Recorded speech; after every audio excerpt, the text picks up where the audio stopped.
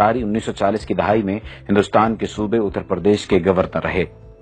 अंग्रेज हुकूमत ने ये उन्हें अहम ओहदा इसलिए अता किया कि वो मुस्लिम लीग और कांग्रेस की सियासत से लाताल्लुक होकर अंग्रेजों की वफादारी का दम भरते थे। नवाब सतारी अपनी याददाश्तें लिखते हुए इंकिशाफ करते हैं कि एक बार उन्हें सरकारी ड्यूटी पर लंदन बुलाया गया। उनके एक पक्के अंग्रेज दोस्त ने, जो हिंदुस्तान में कलेक्टर रह चुका था, नवाब साहब से कहा, आइए आपको एक ऐसी जगह की सैर कराऊं जहां मेरे ख्याल में आज तक कोई हिंदुस्तानी नहीं गया होगा। नवाब साहब खुश हो गए। अंग्रेज कलेक्टर ने फिर नवाब साहब से पासपोर्ट मांगा कि वो जगह देखने के लिए हुकूमत से तहरीरी इजाजत लेनी जरूरी थी। 2 रोज बाद कलेक्टर इजाजतनामा साथ ले और कहा, हम कल सुबह चलेंगे, लेकिन मेरी मोटर में सरकारी मोटर वहां ले जाने की इजाजत नहीं। अगली सुबह नवाब साहब और वो अंग्रेज मंजिल की तरफ रवाना हुए। शहर से बाहर निकलकर बाएं तरफ जंगल शुरू हो गया। जंगल में एक पतली सी सड़क मौजूद थी। जूं-जूं चलते गए जंगल घना होता गया। सड़क के दोनों जानिब ना कोई ट्रैफिक थी, ना कोई पैदल मुसाफिर। नवाब साहब हैरान बैठे इधर उधर देख रहे थे। मोड़ चलते चलते आधे घंटे से ज्यादा वक्त गुजर गया। थोड़ी देर बाद एक बहुत बड़ा दरवाजा नजर आया। फिर दूर सामने एक निहायत वसी और अरीज इमारत दिखाई दी। उसके चारों तरफ कांटेदार झाड़ियां और दरख्तों की ऐसी दीवार थी जिसे अबूर करना मुमकिन न था। इमारत के चारों तरफ जबरदस्त फौजी पहरा था। इस इमारत के बाहर फौजियों ने पासपोर्ट और तहरीरी इजाजतनामा गौर से देखा और हुक्म दिया कि अपनी मोटर वहीं छोड़ दें और आगे जो फौजी मोटर खड़ी है उसमें सवार हो जाएं। नवाब साहब और अंग्रेज कलेक्टर पहरेदारों की मोटर में बैठ गए। अब फिर इस पतली सड़क पर सफर शुरू हुआ। वही घना जंगल और दोनों तरफ जंगली दीवारों की, दरख्तों की दीवारें। नवाब साहब घबराने लगे तो अंग्रेज ने कहा, बस मंजिल आने वाली है। आखिर दूर एक और सिर्फ पत्थर की बड़ी इमारत नजर आई तो फौजी ड्राइवर ने मोटर रोक दी और कहा, यहां से आगे आप सिर्फ पैदल जा सकते हैं। रास्ते में कलेक्टर ने नवाब साहब से कहा, याद रखें आप यहां सिर्फ देखने आए हैं, बोलने या सवाल करने की बिल्कुल इजाजत नहीं। इमारत के शुरू में वसी दालान था। उसके पीछे मुतअद्दिद कमरे थे। दालान में दाखिल हुए तो एक बारिश नौजवान अरबी कपड़े पहने, सर पर अरबी रुमाल लपेटे एक कमरे से निकला। दूसरे कमरे से ऐसे ही 2 नौजवान और निकले। पहले ने अरबी लहजे में अस्सलाम वालेकुम कहा, दूसरे ने वालेकुम अस्सलाम, क्या हाल है। नवाब साहब ये मंजर देखकर हैरान रह गए। कुछ पूछना चाहते थे लेकिन अंग्रेज ने फौरन इशारे से मना कर दिया। चलते चलते एक कमरे के दरवाजे पर पहुंचे। देखा कि अंदर मस्जिद जैसा फर्श बिछा है। अरबी लिबास में मलबूस मुतअद्दिद तलबा फर्श पर बैठे हैं। उनके सामने उस्ताद बिल्कुल इसी तरह बैठे सबक पढ़ा रहे हैं जैसे इस्लामी मदरसों में पढ़ाते हैं। तलबा अरबी और कभी अंग्रेजी में उस्ताद से सवाल भी करते। नवाब साहब ने देखा कि किसी कमरे में कुरान मजीद पढ़ाया जा रहा है, कहीं किरात सिखाई जा रही है, कहीं तफसीर का दर्स हो रहा है, किसी जगह बुखारी शरीफ का दर्स दिया जा रहा है और कहीं मुस्लिम शरीफ का।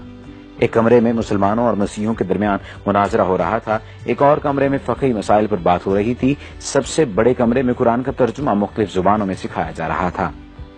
उन्होंने नोट किया कि हर जगह बारीक मसाइल पर जोर है, मसलन गुस्ल का तरीका, वुजू, रोजे, नमाज और सजदे साहब के मसाइल, विरासत और रज़ात के झगड़े, लिबास और दाढ़ी की वज़ाक़ता, गा गा कर आयात पढ़ना, गुस्ल खाने के आदाब, घर से बाहर जाना, लौंडी और गुलामों के मसाइल, हज के मनासिक, बकरा दुम्बा कैसा हो, छुरी कैसी हो, दुम्बा हलाल है या हराम, हज और कज़ा नमाजों की बहस, ईद का दिन कैसे तय किया जाए और हज का कैसे, मेज पर बैठकर खाना, पतलून पहनना जायज है या नाजायज, औरत की पाकी और नापाकी के झगड़े, हुजूर की मेराज रूहानी थी या जिस्मानी, इमाम के पीछे सूरह फातिहा पढ़ी जाए या नहीं, तरावी 8 है या 20, नमाज के दौरान वुजू किया जाए तो आदमी क्या करे, वुजू टूट जाए तो आदमी क्या करे, सूद मुफरद जायज है या नाजायज वगैरह।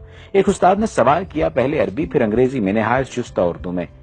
जमात अब ये बताए कि नजर बद, तावीज गंड आसेब का साया बरहक है या नहीं। 35-40 की जमात बैक वक्त बैक आवाज पहले अंग्रेजी में बोली ट्रू ट्रू, फिर अरबी में यही जवाब और फिर उर्दू में। एक तालिब इल्म ने खड़े होकर कहा, अल उस्ताद, नीयत जरूरी है तो मुर्दा लोगों का हज बदल कैसे हो सकता है।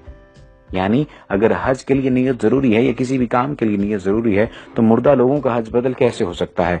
कुरान तो कहता है हर शख्स अपने अमाल का जिम्मेदार है।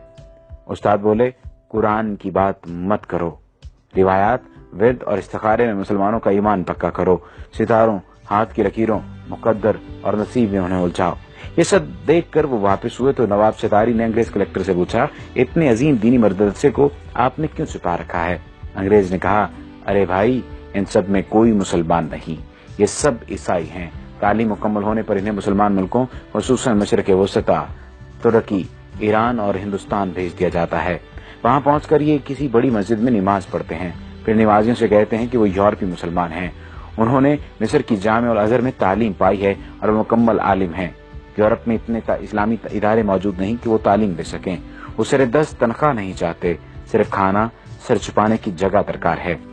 फिर वो मुअज्जिन, पेश इमाम बच्चों के लिए कुरान पढ़ाने के तौर पर अपनी खिदमत पेश करते हैं।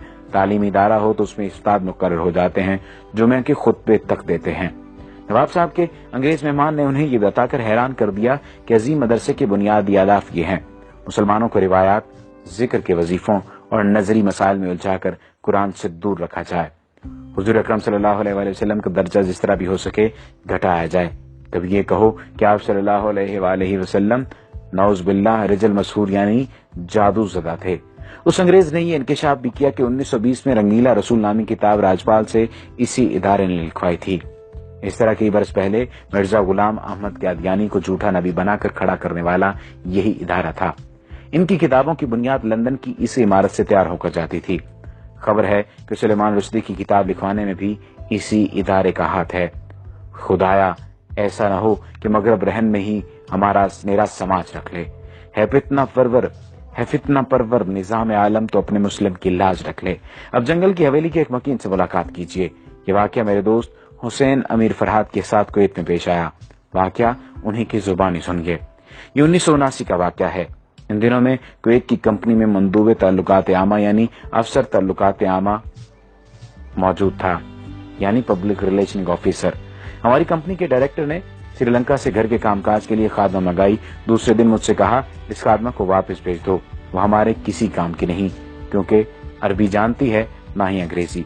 मैं इसके दस्तावेजात लेकर मुतलका जगह पहुंचा तो पता चला कि फिलहाल श्रीलंकन सफारत मौजूद नहीं, अलबत्ता बरतानवी श्रीलंकन बाशिंदों के मामलात देखते हैं। ब्रिटिश कौंसिल में इस्तकबालिया क्लर्क ने मेरा कार्ड देखा तो मिस्टर विल्सन से मिलाया। वो बड़े इत्तेफाक से मिले और बिठाया। जब उसने अंदाजा लगाया कि मैं भारतीय पाकिस्तानी हूँ तो उर्दू में कहा, मैं क्या खिदमत कर सकता हूँ। मैंने श्रीलंकन खादमा के मुतालिक बताया तो उसने कहा, कोई मसला नहीं, इसे हम रख लेंगे, आपका जो खर्च आया वो हम अदा करेंगे। ये बताओ कहाँ के रहने वाले हो। मैंने कहा, पाकिस्तान। वो बोला, वो तो बहुत बड़ा मुल्क है। मैंने कहा, पेशावर का रहने वाला हूँ। पश्तो में पूछा, कौन सी जगह। मैंने बताया, नौशहरा। जब मैंने गांव का नाम बताया तो उसकी आंखों में अजीब चमक पैदा हो गई। फिर वो मुख्तलिफ लोगों को पूछने लगा। मैंने बताया कि कौन मर गया है और कौन जिंदा है। मैंने सोचा हो सकता है ये नौशहरा छावनी में मुलाजमत करता रहा हो, लेकिन उसकी उम्र ज्यादा नहीं थी। उसने कहा, कुछ और कहानी सुनाई। फिर उसने काफी मंगाई। फिर इंटरकॉम पर क्लर्क से कहा कि इसके पास किसी को मत भेजना। वो इतना खुश था कि मैं बयान नहीं कर सकता था। उसकी खुशी दीदनी थी। कॉफी के दौरान उसने बताया, मैं आपके गांव मोहल्ला ईसा खेल में 4 साल तक पेश इमाम रहा हूं। मैंने पूछा, क्या आप मुसलमान हैं? वो बोला, मैंने 4 साल तक आपके गांव का नमक खाया है। आपके गांव वालों ने मुझे बड़ी इज्जत दी। मैं आपसे झूठ नहीं बोलूंगा, मैं ईसाई हूं, यानी अहले किताब। उसके बाद मेरा उसके यहाँ आना जाना रहा। वो मुझे अपना हम वतन समझता रहा और तकरीबन मेरा हम उम्र था। ताज्जुब की बात यह है कि वो हमारे यहाँ पाकिस्तान बनने के बाद रहा था। एक दिन मैंने पूछा, आप पठानों का खाना कैसा खाते रहे, यानी आपको जायका अजीब नहीं लगता था, कैसे खाते थे आप? वो कहने लगा, आप लोगों का खाना इतना मजेदार होता है कि मैं यहाँ आज भी घर जाते हुए ईरानी तंदूर से रोटी लेकर मोटर में रोकी खाता हूँ। जब मैं कुवैत से पाकिस्तान आ रहा था तो मैंने इससे वही सवाल पूछा जिससे वो हमेशा टालता रहता था।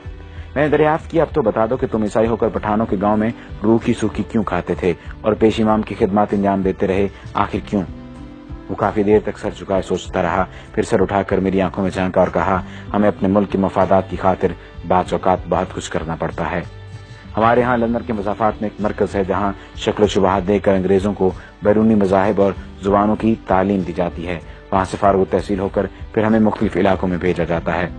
गाँव आकर मैंने मोहल्ला ईसा खेल के बुजुर्गों को ये वाक़या सुनाया तो एक बूढ़े तालिब गुल ने कहा, मुझे शक पड़ा था मगर सब कह रहे थे कि ये चित्राली है। वहाँ अक्सर चित्राली मौलवी पेश इमाम हैं, वो भी गोरे हैं, बिल्कुल अंग्रेजों की तरह। फिर तालिब गुल ने कहा, चलो भाई अब 4 साल की नमाजें लौटाएं जो हमने अंग्रेज के पीछे पढ़ी, खाना खराब हो उसका।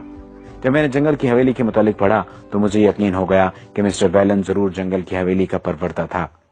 ये मजमून 90 की दहाई में उर्दू डाइजेस्ट में शाया हुआ था। यहूद व हनूद की साजिशें बदस्तूर जारी हैं। یہ مضمون اس نیت سے ضروری ترمیم اور اضافے کے ساتھ دوبارہ بھی شائع کیا گیا تاکہ سادہ لوگ مسلمان باخبر رہیں کہ دشمن انہیں کمزور کرنے کے لیے